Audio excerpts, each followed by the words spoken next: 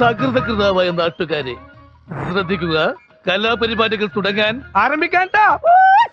നമസ്കാരം സുഹൃത്തുക്കളെ, 69ാമത് south film fair award കഴിഞ്ഞ ദിവസം പ്രഖ്യാപിച്ചു. മലയാളത്തിൽ നിന്ന് മികച്ച നടനായി തിരഞ്ഞെടുത്തത് മമ്മൂട്ടിയെയായിരുന്നു. നൻപകൽ നേരത്തെ മയക്കം എന്ന ചിത്രത്തിലെ പ്രകടനമാണ് താരത്തെ അവാർഡിന് അർഹനാക്കിയത്. കരിയറിലെ 15ാമത്തെ ഫിലിം ഫെയർ അവാർഡാണ് മമ്മൂട്ടി സ്വന്തമാക്കിയത്. ഇന്ത്യയിൽ മറ്റൊരു നടനും ഇല്ലാത്ത റെക്കോർഡാണ് മമ്മൂട്ടി ഈ അവാർഡിലൂടെ സ്വന്തമാക്കിയത്. 1984 മുതൽ 5 പതിറ്റാണ്ടിലും ഫിലിം ഫെയർ അവാർഡ് നേടിയ ഒരേ ഒരു ഇന്ത്യൻ നടനായി മമ്മൂട്ടി മാറി. 1984 അടിയൊഴുക്കുകൾ എന്ന ചിത്രത്തിലെ അഭിനയത്തിനാണ് താരം ആദ്യമായി ഫിലിം ഫെയർ അവാർഡ് നേടിയത്.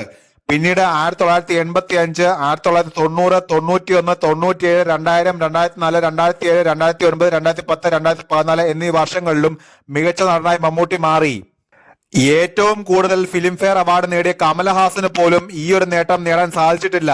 1974 മുതൽ തുടർച്ചയായി 3 പതിറ്റാണ്ടിൽ അവാർഡ് നേടിയെങ്കിലും 2010 മുതൽ 2020 വരെയുള്ള കാലഘട്ടത്തിൽ താരത്തിന് അവാർഡുകൾ നേടാൻ സാധിച്ചിട്ടില്ല. 2022 വിക്രം എന്ന സിനിമയിലെ പെർഫോമൻസിന് ഫിലിം ഫെയർ അവാർഡ് ലഭിച്ചിരുന്നു. അതേസമയം മലയാളത്തിൽ നിന്ന് മികച്ച സിനിമയായി 2018 മികച്ച സംവിധായകനായ ജൂഡ് ആന്റണി ജോസഫിനെയും തിരഞ്ഞെടുത്തു. ക്രിട്ടിക്സ് തിരഞ്ഞെടുത്ത മികച്ച നടൻ ജോജു ജോർജ്, സിനിമ ഇരട്ട. മികച്ച നടി വിൻസി അലോഷ്യസ്, രേഖ. മികച്ച നടിയായി ക്രിട്ടിക്സ് തിരഞ്ഞെടുത്തത് ജ്യോതിക, കാതൽ ദ കോർ. മികച്ച സഹനടൻ ജഗദീഷ്, പുരുഷപ്രേതം.